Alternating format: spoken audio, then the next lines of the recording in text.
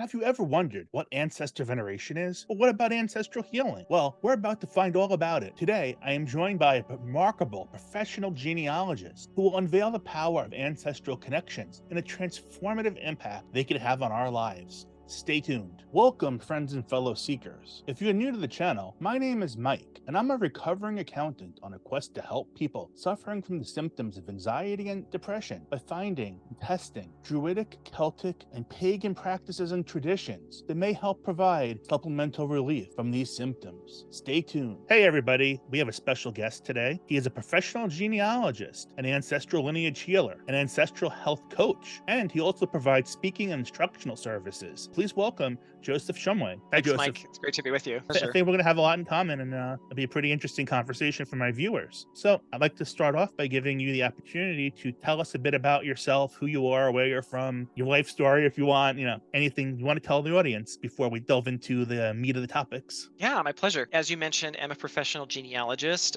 Specifically, I'm an accredited genealogist. And so that is one of the credentialing vehicles that are available to professionals. And I started in genealogy when I was a young teenager. I was about 12 years old. My grandmother was getting started in that process of genealogy research. And Right. I was at her house one day, and this was in the early 90s. And she just got her first personal computer and a little genealogy software program to go with it. And so she said, let's sit down and figure this out. And so I just became so fascinated because I was, as a young child, always that kid who was sitting, listening to all the great aunties and uncles at the family reunions, listening to stories. And I knew most of my great grandparents growing up, and I just loved like listening to them and going to cemeteries and all those things. So I was naturally suited to find genealogy exciting. And so I did that as a teenager and volunteered at our local library, helping people with genealogy research and Right. started teaching classes on it.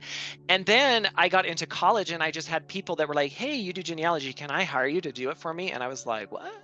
Like, what? Sure, I guess. I'm looking to be a history professor, but yeah, sure, I guess.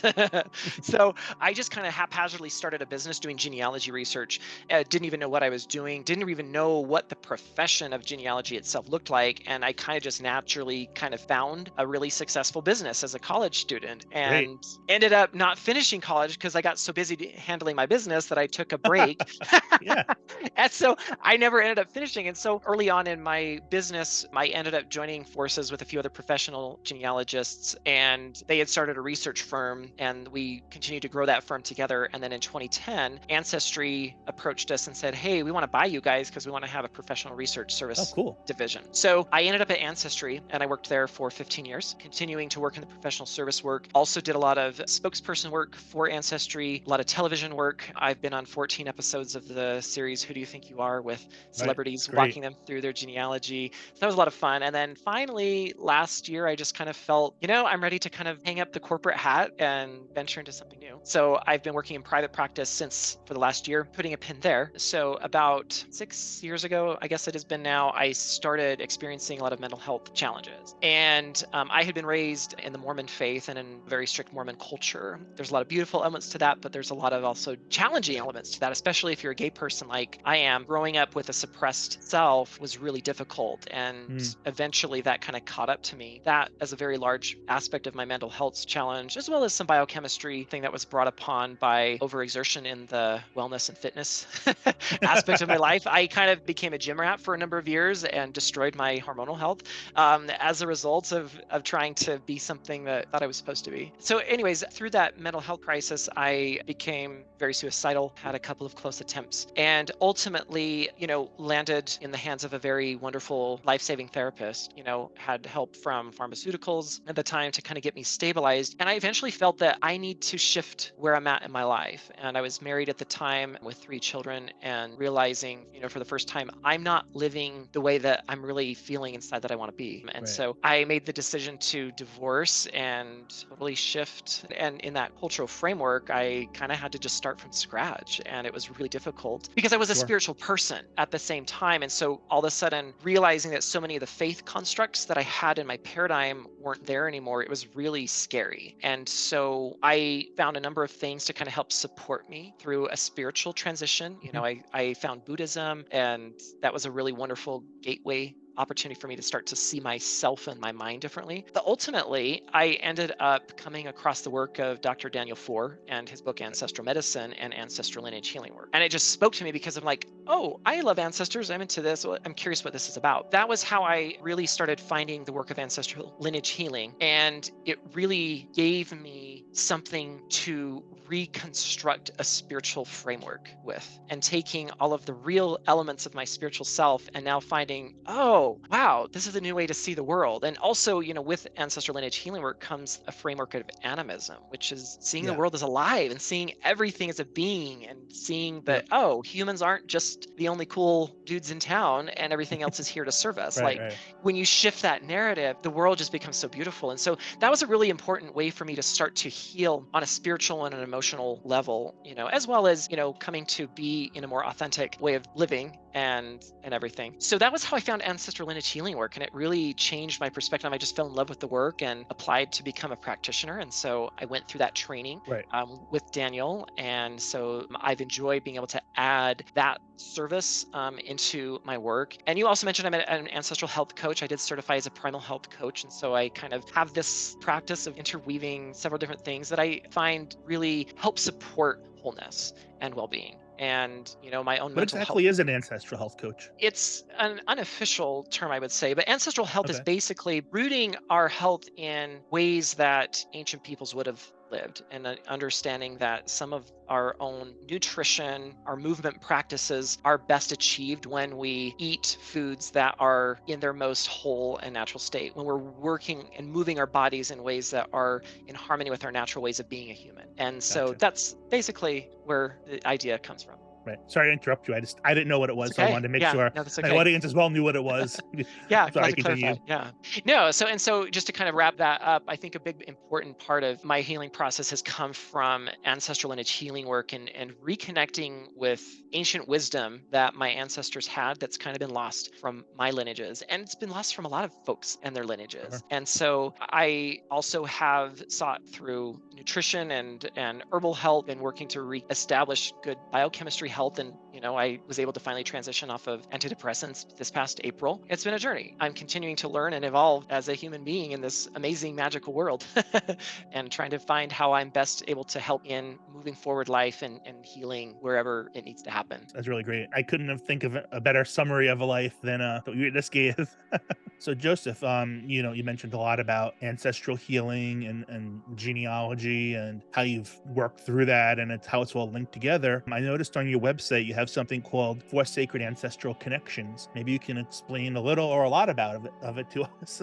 In my journey and watching what helped me find healing and more life and vitality, I realized that there were kind of four things that represent what I would consider a whole, well rounded human being, and elements that we find in the intact cultures of all ancient peoples. And you can there'll be different names or ways of looking at it. But for me, the four sacred ancestral connections are the body, the earth, community, and ancestral lineage. And I'll walk through each of those. And so, our body, as I have come to experience and understand, is really our intuitive instrument. It's our way of experiencing the earth and the world around us, and our way of connecting with other beings, whether they be human or non human or other than human, whether they're even in the other realms. Our body is an important way for us to sense what's going on. We oftentimes think of we having just five senses, but a lot of indigenous peoples believe that there were more than just five senses. And we even talk about the sixth sense, and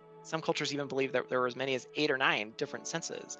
And so our body is really an important way of us to sense the world around us and to be in tune with other beings. When our body is in its optimal state of health, whatever that looks like for each individual person, I'm kind of shifting how I view health and wellness, because I'm realizing there's so much more to it than just like, oh, eat these foods and you'll be healthy and you'll lose weight and la la la la la la. And I'm recognizing like there's a lot more here. So whatever state of health and well-being your unique body is meant to express, when it's in that state, you are most likely to be able to be in connection with the world around you. So the body needs to be in a state of vitality, whatever that looks like. So the second connection is connection to the earth. Our Okay. ancient ancestors and indigenous peoples were so connected to the earth and seeing it as our mother, and recognizing that everything was interconnected interconnected in a larger system, that we humans are part of a larger framework. We're not just these aliens who were sent in at the last minute to get to do whatever we want.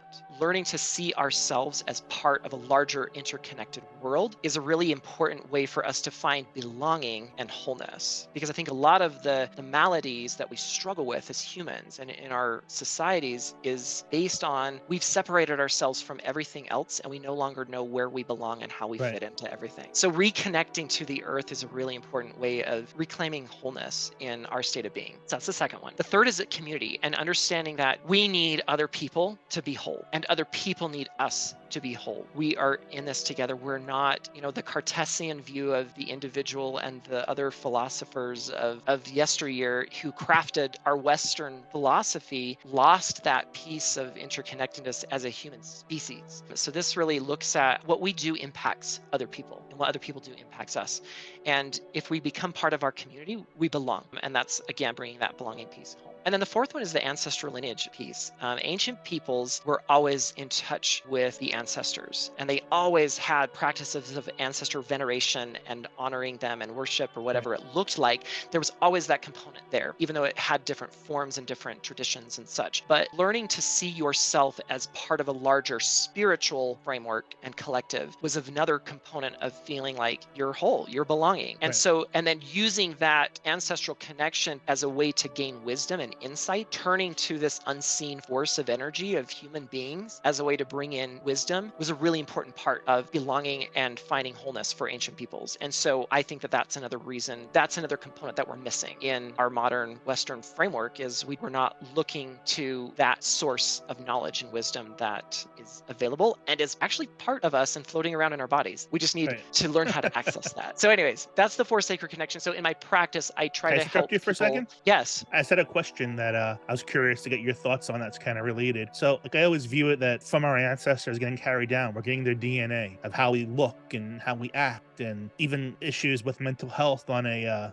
biochemical level. We're inheriting all this from our ancestors. So, I always felt that we're also inheriting from our ancestors a spiritual DNA. And I can never put my finger on it, but I really believe that. And other people have poo-pooed me saying, no, the connection, your DNA is connected to the land or whatever else. I don't know. It's just a feeling I have. I was curious your thoughts on it. Yeah, I really resonate with that. And I use that same terminology at Oh, times, like spiritual DNA, because I don't know what else to call it. An important part of the ancestral healing work that I bring in is the concept of epigenetics and how there are parts of our genes that we know through proven science now can be shifted, that there's genes that can be turned off or on based on the external inputs that are coming into the body, and that we can pass those epigenetics on in that same condition. So I really think that there could be a spiritual layer to that as well, right. that we can inherit, whether it be memories, patterns, emotional memories, states, whatever. I think there's more attached to the genes than there's just coming down in the physical manifestation. Right. So That's yes, that's exactly. You said it so I much am better with than you. me. Sorry, I interrupted you for that question. No, you're fine. I was wrapping up pretty much. That just in my Okay. practice, I work to help people reconnect to those four components and bringing in some of each of them to help foster a greater sense of wellness and belonging in the world around them. Because I think that's, again, so much of what we're missing is feeling connected. And so when we reconnect to things that we're meant to be connected to as humans, we're going to start re-engaging wholeness and well-being and vitality and aliveness, and start just being more human. We gotta get away from our screens. Yes. So with this whole web of ancestral well-being, I guess, what's the connection you think to, I guess, mental health in general, to anxiety and depression? Does it all just kind of come out by in this web by doing, Mhm. like, for example, doing the practices that you offer? How do you think it applies to, I guess, modern mental health that we know it as? Great question. I'll first start by saying that I think every person who's experiencing mental health challenges is going to have a unique set of needs in order to help um, Right. with that. And so I want to give voice to the fact that I'm not saying this is a one fix all approach. No, of course not. Um, and so I think ancestral healing work really can support anyone in their mental health journey or just whatever ailment. If it's even, it can support people in a physical ailment as well, perhaps. And so I think when we reconnect with the ancestors, we're bringing in first, I think, a sense of belonging and that, hey, you're part of something larger. You're seen.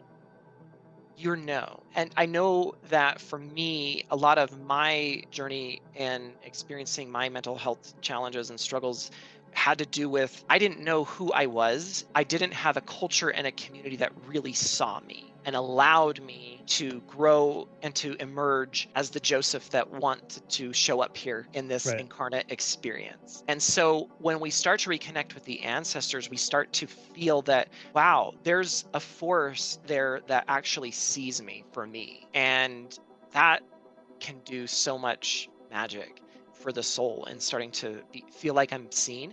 But then also, as we deepen that connection and relationship with these ancestors who have moved on, there's so much wisdom there that can be tapped into and bringing questions, bringing challenges and thoughts and like, hey, ancestors, help me understand how you see this challenge, this problem. Help me understand, is there a practice? Do you have medicine for me for this particular experience that I'm having or going through? And then listening to what comes through the body to settle in our hearts and bringing in wisdom and practices and things that really start to allow us to start to see ourselves in a different framework. I think about my therapist and, the job of a therapist and helping us to reframe things or maybe ask questions that can then see things different. As I've reconnected with my ancestors, like they become another therapist, another type of therapist for me. I've gotten questions come up as I sit and in connection space and like, oh, is that true? Is that really what you believe? Is that really what you want to believe? Like, oh, and helping me reconsider beliefs or rethink through something or, wow, maybe I could see the world like this, and so just giving me new insights has been a great source of healing. And so I think that that can be another component that comes into play when we're approaching the ancestors that can help with mental health challenges. No, okay. I have another question for you that I just thought of, regarding ancestry in general. So, people's ancestry is going to go back to different countries, different countries or places, whatever, that don't even exist anymore. They're just going to go way back. So, given that, I'm wondering what your take on cultural appropriation is. Because when I look back, I most resonate with my Irish ancestors right now. And I've had people tell me, well, you're American, you're not Irish, you're not part of us. And I've had others, such as my friend who actually grew up on the Galtacht in Connemara and was a native Irish speaker, so he's as Irish can get. Said, no, absolutely, you're part of this place. There's no question about it that you're part of here. And he said, you're absolutely a part of Ireland, and you're probably in a way more Irish than the Irish people here, because the Irish people here are the people who were left during the famine, who just stayed and dealt with it. And whereas your family did the real Irish thing, that they dragged themselves, whatever means necessary, to the boats and came to New York and Boston or wherever and fought through everything and tried to raise the Irish image up and fought in the American Civil War and got involved in American politics and, made a name for the Irish. And the same thing, went to Australia, the same exact thing. So he said, no, Mike, you're probably more Irish than a lot of Irish people here. So I was just wondering on what your take on the whole cultural appropriation thing as it relates to ancestry. Yes, I appreciate the question. It comes up a lot. And what I would say is we first want to acknowledge that our lineages are going to have recent history in a place. And then as we get back further and further, our family tree is going to spread out. And then eventually it's going Right. to kind of Yeah, it weave comes into back back. So together again. that comes back together again. So we're all going to be interconnected at some point way, way back. Right. I don't think that that in and of itself gives us license to just claim whatever heritage or culture that we most resonate with. So I do think that when we're reconnecting to our ancestral lineages, that important part of the work is reclaiming practices, cultural traditions, whatnot, Right. of our more recent ancestral lineages. So wherever they came from on the globe, there is medicine to healing in reconnecting. Because when our ancestors, for those of us who are in North America or other countries where your ancestors did not originate, let's say that, when they left their homelands that they were connected to on a deep physical, spiritual, emotional level, Right. that was a form of trauma. To leave and sever ties with land is Absolutely. a trauma. And so when they come to wherever they come to, a lot of times there was never ways to reconnect to the land where they came in an honorable and respectful way. They just showed up and started having to make a living and survive and whatnot. And so Right. here we are, a lot of us in North America were, 3, 4, 5, 10 generations here in North America, and yet our ancestors never created a new relationship with this land that the indigenous people had. So we lost those connections of our ancient lands. And so a lot of the healing comes from forming a new reconnective relationship Right. with the lands of our ancient ancestors. And so there is an important part of being able to claim lineage, Yeah. where I would say, for example, I'm a hodgepodge of a variety of peoples, mostly English and Welsh, some Scottish, but then I have some French and some Swiss German. And yet, for me, as I've gone through my own genealogical research journey and then into ancestral lineage healing work, I feel most connected to my Welsh heritage and that part of me, even though I have these other parts. Right. Yeah. Same with Am me. I? Yeah, same with you. I think I heard you mention you have some Italian, and Yeah. there's Italian, probably Jewish, maybe a other little bit. other Yeah. things. Yeah, but I think this could become part of that spiritual DNA concept. Am I just feeling more connected to this part of me? I might have some of my siblings that feel more connected to the Swiss German side. Right. I don't know. So, am I Welsh? No, I'm not culturally or nationally, but I am connected to that land, and reconnecting and reclaiming some of those traditions may not make me Welsh. Like, I'm trying to learn Welsh. Yep. Same eh, here. I'm trying to You learn know, Irish. and so I'm trying to learn Welsh. I'm trying to reclaim some of the ancient Welsh Celtic mythologies, Yeah. and reconnect with some of the deities and the spiritual traditions and I'm doing practices. the same with Ireland. Yeah, and it's healing, it's medicine. Does it make me Welsh? No, I'm acknowledging that and I'm trying to go about in a respectful way. And I think that that's where the balance is becoming, where sometimes people can have a tendency to put a flag down and say, Yeah. "Hey, Yeah. I'm this because my ancestors are this." And it's like, you have connection and you do have a claim to aspects of this culture, but you're going to have to work for reclaiming part of it, and Right. it doesn't automatically just make you this. And so I think that that's where that balance of appropriation versus appreciation can kind of come into play, is that I have a claim here, I'm going to respectfully start to reconnect and reclaim. That's what I was doing in the middle of when I got the comments. Well, you can't do that. You're not Irish, and it's like, but I'm working so hard. I'm learning. The friend I mentioned before. He's my Irish teacher. I have a weekly Irish lesson, and he teaches not even just the language, the culture too. I've done all sorts of work to try to learn about the culture and become part of it a little bit. So, I've probably Yeah. done more work than people who live in Ireland, the actual Irish people. Sure. And, I want to be respectful of people who are critical of folks like you and I, trying to reclaim and Sure. reconnect with those lineages, because I understand maybe where they're coming from. At the same time, I feel like, as a descendant of white settlers who came over from Europe and who lost contact with their cultures, Right. we're kind of, a lot of us Americans are cultural orphans. Yeah. Our American culture isn't real culture. It's very shallow and superficial. It's not nourishing Absolutely. culture. And so where else am I going to go to find a home in more intact cultural frameworks? Even though, yeah, Wales by no means has an intact culture anymore. It's been dismantled in itself. They do have components that are still there. Same with Right. Ireland. And Ireland as a nation is trying to reconstruct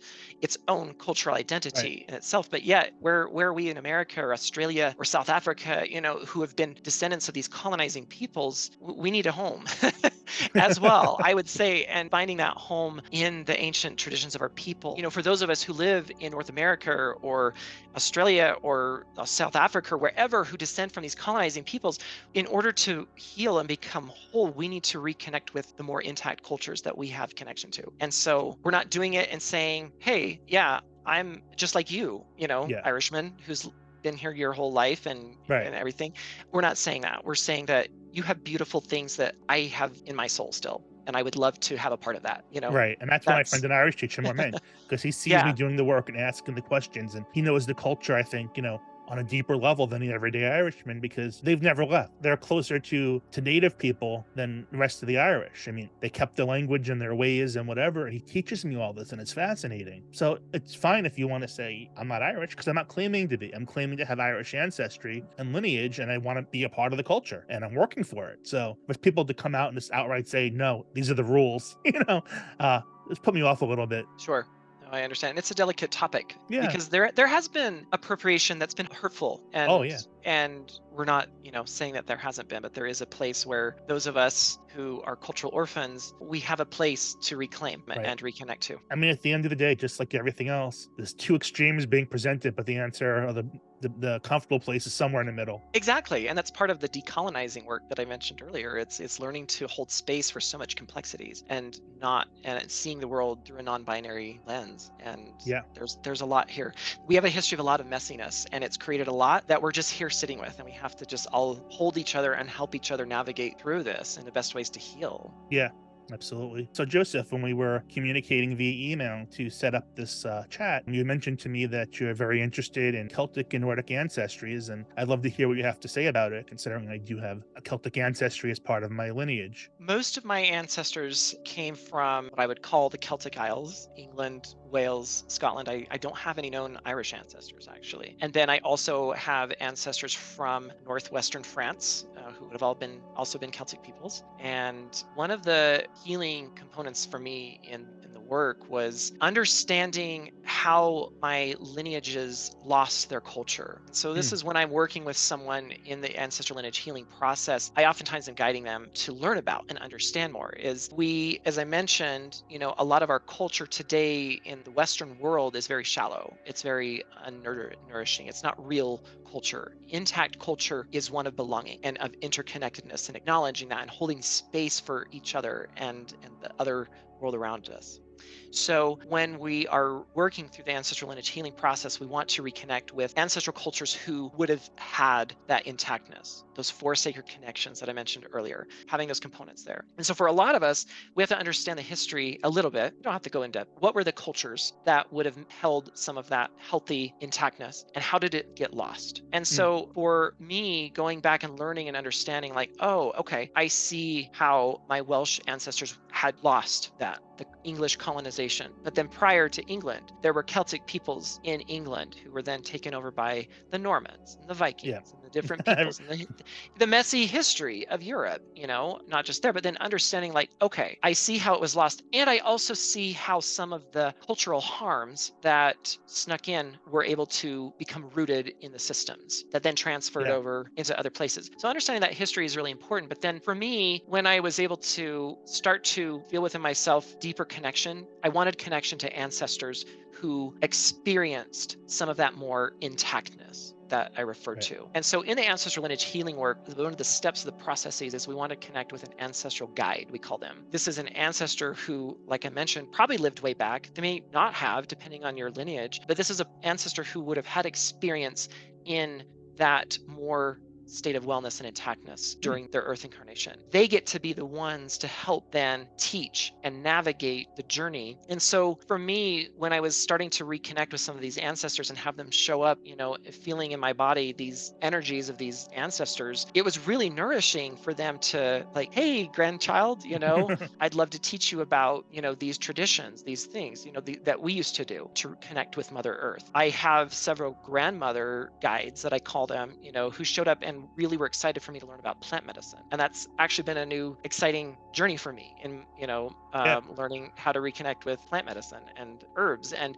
the Celtic ways really spoke to me, and reconnecting with ancestors who were more settled in the Welsh traditions and like teaching me some of the, the traditions and the deities and the things. And hey, you should learn Welsh, and feeling that moving, stirring to like learn about some of these things and to do more research targeted towards what are some of the traditions. And obviously, when we're reconnecting with, in particular with ancient Celtic, there's so much that's been lost, Oh, and yeah. so much that's been lost. And there's different groups that claim to be kind of reconstructing, and there's different, groups that are just, hey, we don't know what's been lost. We're just here to kind of hold space and to kind of reestablish a new version of In the Celtic spirit paganism, of, or whatever. with, Yeah, yeah. exactly. There's a whole range of that. And I don't know if there's a right or wrong there as to whether, but what we do know is that, at least for me, what I know is that regardless of what we have lost or don't know, we can sit and listen to what's coming through our bodies as we're connecting with these ancestors as things that they want us to reclaim and reconnect with. Hey, why don't you start an altar? Hey, could you put some rosemary on the altar? Our people loved this herb or this plant or this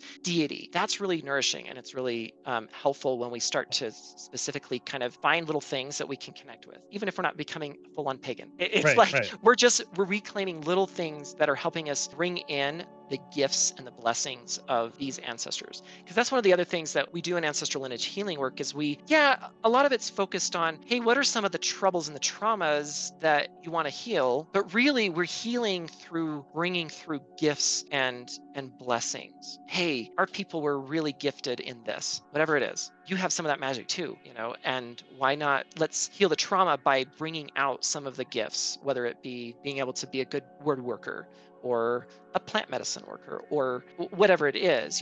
There's Right. gifts, or you have a beautiful singing voice. What are maybe some gifts that you've inherited from this lineage of ancestors that we need to bring back, because that's a gift. That's something that's going to bring beauty into the world and potentially help someone else to feel healing, to feel magic in their body as well. That may have been a I'd little love to really tangent. see that in practice. That sounds so cool. Yeah, but where I was going with in Celtic connection, I also had an experience where I was working with a lineage, and I wanted to connect with an ancestor, and since this guide show up, and I was really excited to kind of get to know this ancestor, and it ended up taking me to a connection in Norway, which I don't have any known Norway connections other Right. than I've got a lot of English, and there were a lot of Vikings from Norway and Denmark that came over. Yeah. So I can't prove it on paper that this particular lineage eventually goes over to Norway because it's too far back. But the sense that I was getting is like, hey, this component of you that's coming through. It's like, yeah, it's more than just, oh, all my ancestors are in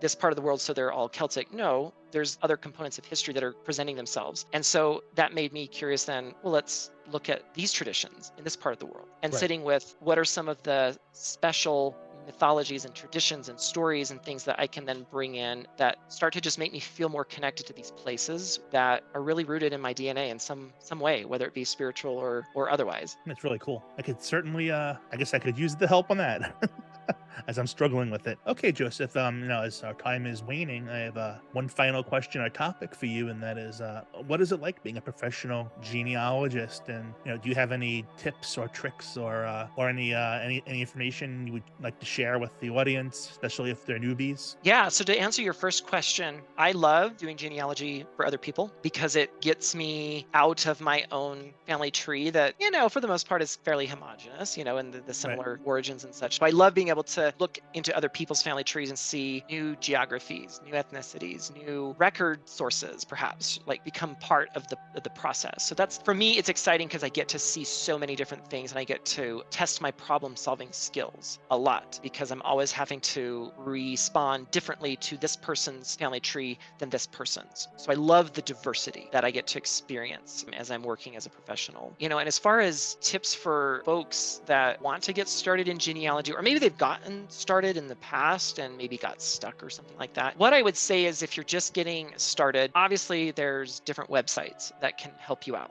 And we're in a day and age where it's kind of hard to not recommend a website to get started, whether it be Ancestry, Family Search, Find My Past. I'm not going to necessarily tout one or the other, but finding a place where you can access historical records is really important because that's how you get to know your ancestors, is through the historical records. Getting to that point, though, start off by getting information from your living family members. Okay, if your parents are still living, pick their brains. If your parents are gone but you have an aunt still living, get in touch and see if she can provide information. Start gathering in as much information as you can about who your ancestors are. If you don't know your grandparents' names or great grandparents, that's where these older relatives can help perhaps fill in gaps, get names. Right. Do you know where they lived? Do you know where they came from? Do you know where they were born? Or just some of those basic details will orient you in a part of the globe and in a chronological framework. To then, once you have that framework of where am I going to find records about my ancestor, what geographical locality, and about when, then that's where you can enlist services of websites, whether they be free, public ones, or subscription sites. It doesn't really matter. But finding historical documents that can then start to give you stories about your ancestor. I don't know. Sometimes people feel like they have to be able to extend their lines all the way back to proverbial Adam and Eve. But that's not realistic and it's not going to happen. And the reality is there are so many different ethnic groups who don't have records to go back as far as someone who is of a Right. European ancestor. It's just not going to happen. And so, using what is available to find information about the ancestors that realistically can find information about, that's going to give you a start and an understanding of maybe who you are in the more recent generations. Because, yeah, we can extend back, but I recommend people just focus first on getting back to their great grandparents, maybe great great grandparents, maybe. Having that start is going to give you a sense of where could you move in your research work, but it also makes it more manageable to kind of Right. start there. But when people get into their work and they start experiencing brick walls, it's very common. I anymore turn to DNA as a great tool for brick walls. If we can connect with other people who share that same genetic information from that same Right. common ancestor, there's potential to then use what they know to make a breakthrough. And then also collaborating with other people who have that same brick wall Right. can be really helpful. And seeing, okay, what did you find? Oh, you found this record. Okay, that's new to me. I do have this information that came from my grandpa or whatever. When we start collaborating, that can be really helpful. And then there's times where a professional can become a great resource as well. Someone who's familiar with that geographical locality, that ethnicity, that type of record sources that are going to be needed, that can be also a resource as well. Yeah. I So, mean, one thing I've run into is the language issue. Like mhm. for Italian, I can get so far, but then all of a sudden everything's written in Old Italian, and Yes. virtually no Italians can read or write Old Italian. Right. Yeah, I totally get that. That's a common challenge for folks. And, so there can be opportunities to find some other, whether it be an Italian genealogist or just another excited amateur who's become familiar that's willing to help out, Yeah. collaborating with Yeah. other people is really great. Yeah, definitely. I mean, two other pitfalls I see a lot personally is like through Ancestry and their DNA products and stuff. People contacting me saying, "Oh, we're related," and it's that, and if it's not DNA, I look at them and I'm like, "We're not related." They just don't verify what they pull out of the records. Yes. So they're pulling a completely different family and adding it to theirs and saying that we're related. It's like, no, no, no, we're not. Another thing I've seen helping friends is, and I actually had one instance in my family, this girl matched me in DNA, and I found the line where we matched, but she insisted I was wrong because her mother told her that that line was all Italian, and I was saying no, it's Italian and Irish, and my mother said, "No, my mother told me this, and her mother told me that." And it turned out, I guess, when they came over, they just decided, it was preferable to be all Italian than to have any Irish. So they said they were Italian, but they really weren't all Italian. Hmm. And I think that happens a lot with, people just changing who they are and then it gets carried down. Yeah, there's so many different surprises that can come out Yeah. as we're doing. And then, as you mentioned, then there's also challenges of people making mistakes in their own research and then making claims and then it getting Yeah. perpetuated across the internet and everything. And that's a big challenge that I have to encounter a lot as a professional because Yeah, I guess the big thing is to verify your information. Make sure it's right. Make sure it really matches up. yes, but then learning what are the proper protocols and ways of verifying that, Right. because a lot of people think, oh, I'm verifying. Sure, we know that's important, but then, well, what constitutes as proper verification? That's something that you learn as you get going into the Yeah. work. Yeah. It's also interesting. Yeah. And I love the Who Are You show. Is that what it was called? Who do you think you are? Who Do You Think You Yeah, Are? it's Yeah, I love that show. I remember we were on vacation once in Orlando, and it was like terrible storms all day. So we sat in a hotel room, and I guess it was a marathon, and we watched it all day. okay. I think my favorite Yeah. was the one with Matthew Broderick and his Mm. World War One ancestor. Yeah, it's great stuff. So as we're running out of time, I just wanted to give you the opportunity if there's anything you want to plug or promote or announce about. That way, listeners can get exposure to it. Yeah, well, if anyone is interested in my work, my website is josephbshumway.com. And on there, I do have access. I created a free little mini course. It's just 6 little module videos that I walk through the 4 sacred connection, an overview of ancestral lineage healing work. And so people are welcome to check that out if they would like to get a little bit more familiar with it. I am a practitioner in the Ancestral Medicine Network. And so this is, again, the work of Dr. Daniel Four. If you're interested in the specific approach to ancestral work, you're welcome to visit ancestralmedicine.org. I want to acknowledge that there are many ways of connecting with and working with the ancestors. It's